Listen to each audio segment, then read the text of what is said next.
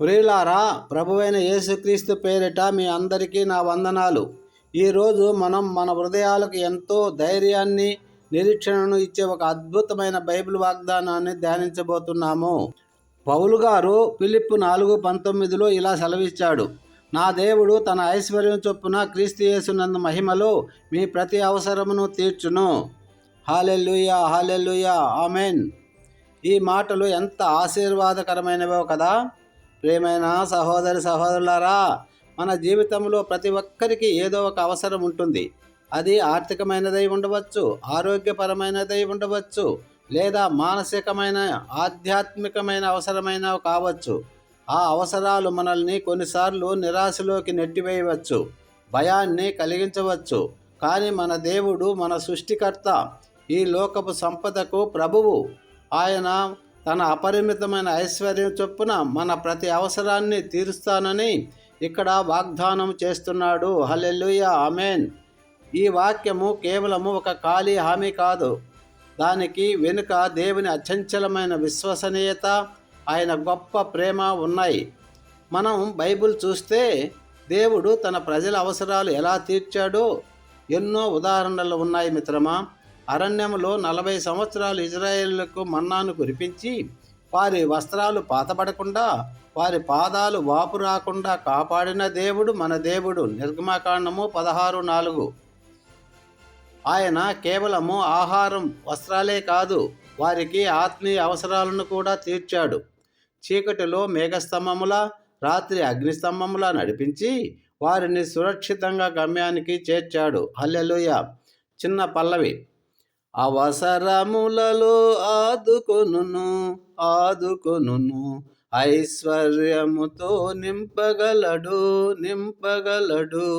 యేసునామాన అద్భుతము చేయగలడు. మన దేవుడు మన ప్రతి అవసరమును తీర్చగలడు. హల్లెలూయా, ఆమేన్.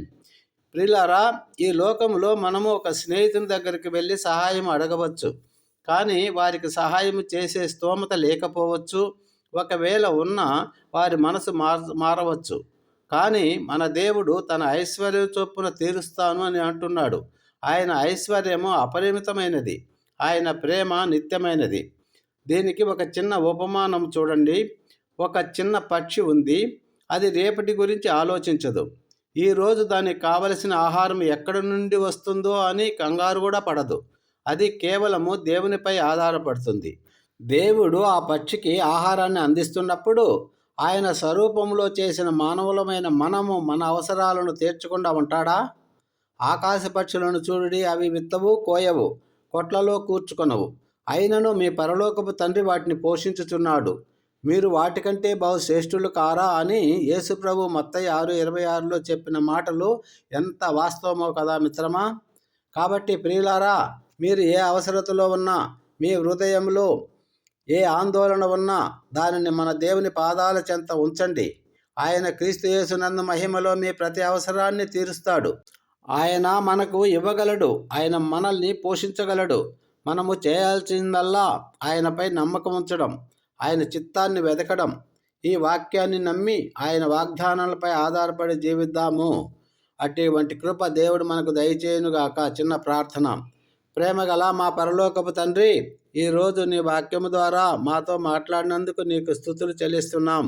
నా దేవుడు తన ఐశ్వర్యం చొప్పున క్రీస్తు యేసునందు మహిమలో మీ ప్రతి అవసరమును తీర్చును అన్న వాగ్దానము కొరకు నీకు వందనాలు తండ్రి. నీవు మా అవసరాలను తీర్చే దేవుడువని, మాకు సహాయకుడు అని నమ్ముతున్నాం ప్రభువా. మా ప్రతి అవసరాన్ని నీ పాదముల చెంత ఉంచుతున్నాము తండ్రి. నీ మహిమ కొరకు వాటిని తీర్చమని వేడుకుంటున్నాము. ప్రభువైన యేసుక్రీస్తు శక్తివంతమైన నామములో, గొప్ప నామములో వేడుకొని ప్రార్థిస్తున్నాము తండ్రి. Amen. Thank you Jesus. God bless you all. Have a nice day.